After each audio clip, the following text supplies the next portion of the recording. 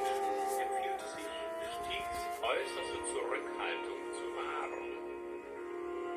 Jedoch, man darf bei den Mädels nicht schüchtern sein. Sie sagen Nein und warten drauf, geküsst zu sein. Man muss bei den Mädels verwegen sein. Das kann ja doch nur zum Siegen sein. Man soll sich schöne Frauen nicht tagelang nur ansehen. Wie Casanova, so soll man ran.